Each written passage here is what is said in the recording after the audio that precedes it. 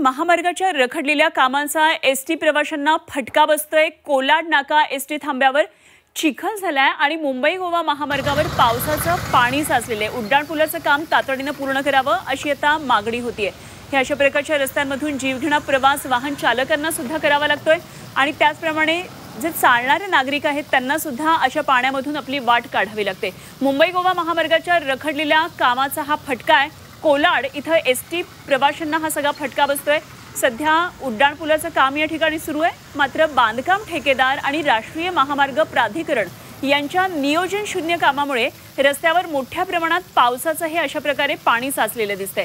ST bus थांब्याच्या भागामध्ये चिखलही झालाय आणि त्याचा नाहक त्रास इथं होतोय आणि खास करून महिला प्रवासी विद्यार्थ्यांचे यामध्ये हाल होतात।